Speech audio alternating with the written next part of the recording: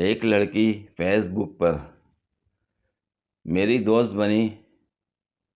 اس نے مجھے اپنا نمبر دیا۔ میں نے نمبر سیو کیا، ساتھ ہی نوٹیفیکیشن آ گیا، حاجی نور الدین از ناؤ آن IMO۔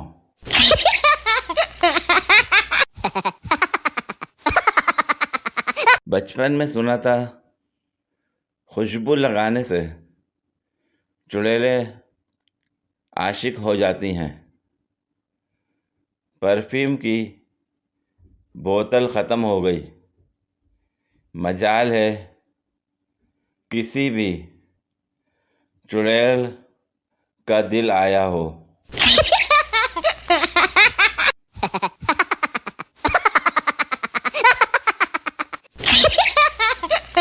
بچے کو ٹیوشن پر چھوڑ کر واپس گھر جا رہے تھے تو بیگم نے ایک ڈپارٹمنٹل اسٹور پر رکنے کو کہا۔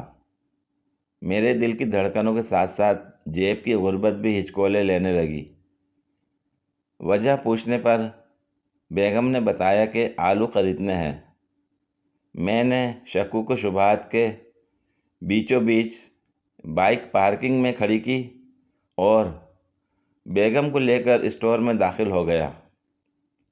بیگم سیدھی کاسمیٹک اور جیولری والی سائٹ کی طرف لپکیں۔ کافی دیر تک جیولری اور دوسری اشیاء دیکھتی رہیں، وہاں سے کراکری والے پورشن میں چل دیں۔ میں بھی لیلے کی طرح پیچھے ہو لیا۔ کچھ دیر شیشے کے برتن اٹھا کر دیکھتی رہیں۔ بیگم کی حسرت بھری نگاہوں اور والہانہ انداز سے مجھے لگا کہ آج لمبا خرچہ ہونے والا ہے۔ میں نے دل ہی دل میں پارکنگ میں کھڑی اپنی پرانی بائک کی قیمت لگائی تو 20-22 ہزار سے زیادہ ملتے نظر نہ آئے۔ رکشے کا کرایہ جیب میں رکھ کر بھی خریداری کرنے پر وہ سب کچھ نہیں ملنے والا تھا جو بیگم دیکھ رہی تھیں۔ میرے اندر درد کی ایک لہر ابھری اور سوچ آئی کہ لوئر مڈل کلاس کی خواتین کتنی حسرتیں دل میں دبا کر زندگی جھیلتی ہیں، لیکن غریب اور مجبور خاوند تو صرف دعائیں ہی کر سکتا ہے۔ چنانچہ میں نے اب دعاؤں پر زور دیا اور بیگم کے دل کے نرم ہونے کی دعائیں کرنے لگا۔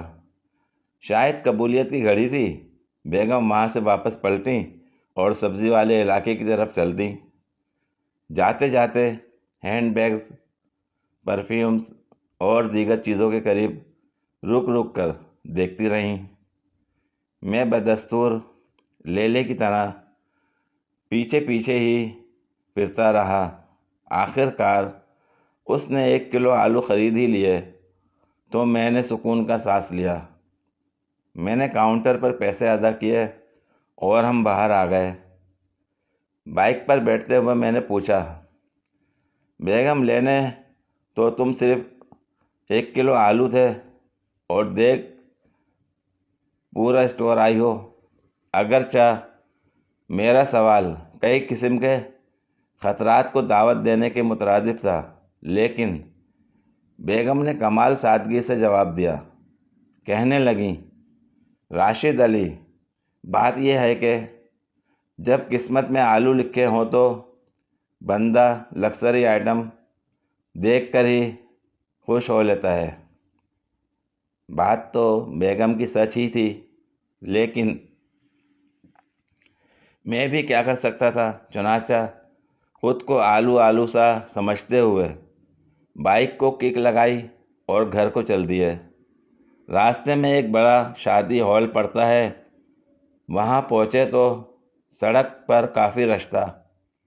شاید ابھی ابھی بارات پہنچی تھی اور گاڑیوں میں سے گویا سجی سنوری پریاں نکل نکل کر شادی ہال کے اندر جا رہی تھیں۔